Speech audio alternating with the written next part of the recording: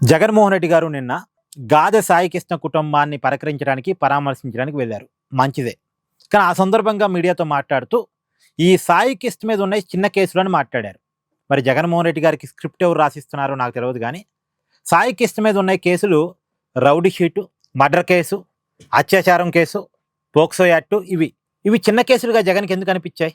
ఇప్పుడు అత్యాచారం కేసు చిన్న కేసా, పోక్సో యాక్ట్ చిన్న కేసా, రౌడీ షీటు చిన్న కేసా, మర్డర్ కేసు చిన్న కేసా?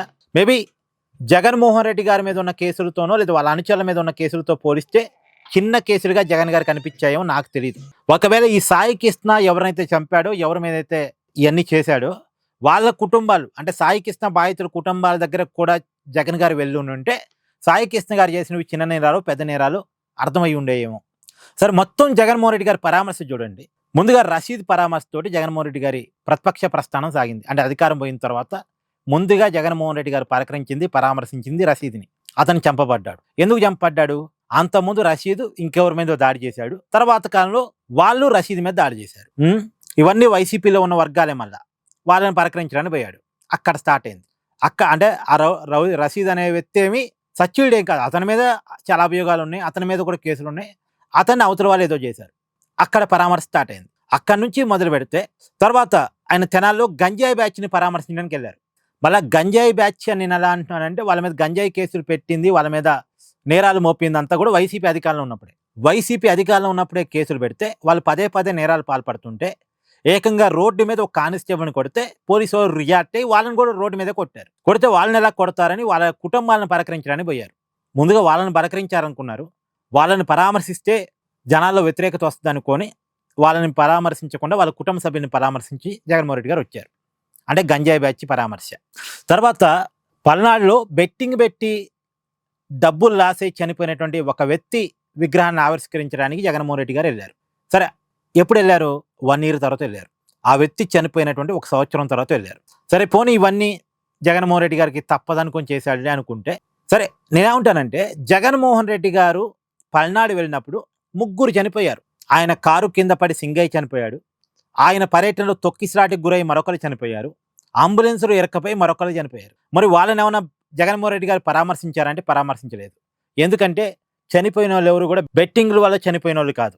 చనిపోయిన వాళ్ళు ఎవరు కూడా రౌడీ షీట్ ఉండి చనిపోయిన వాళ్ళు కాదు. చనిపోయిన వాళ్ళు ఎవరు కూడా గంజా కేసులు ఉండి చనిపోయిన వాళ్ళు కాదు.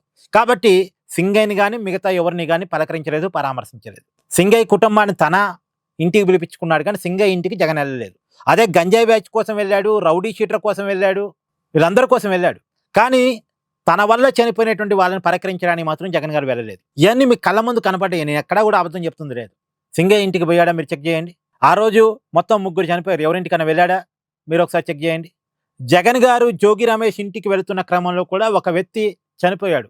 ఆ కుటుంబం దగ్గరికి ఏమైనా జగన్ గారు వెళ్ళారా మీరు ఒకసారి చెక్ చేయండి. మళ్ళీ చనిపోయింది వైసీపీ కార్యకర్తే. జగన్ గారిని చూడటం కోసం వచ్చినోడే తొక్కిసలాట్లో చచ్చిపోయాడు పాపం. పైగా ఈ మధ్యనే కడప జిల్లాలో పెద్ద దస్తగిరి అని ఒక బీసీ నాయకుడు చనిపోయాడు, చంపబడ్డాడు. ఎవరి చేతుల్లో? వైసీపీ నాయకుడి చేతుల్లోనే చంపబడ్డాడు.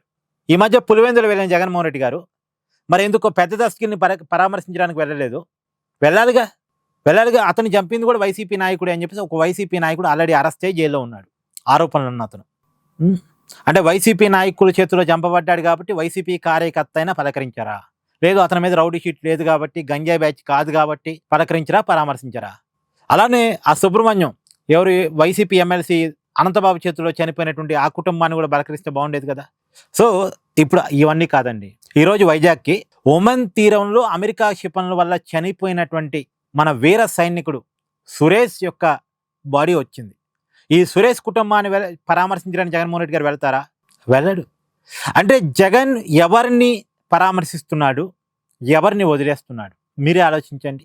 మీ కామెంట్ జడ్జ్ చేయండి. Please do like, share and subscribe this channel.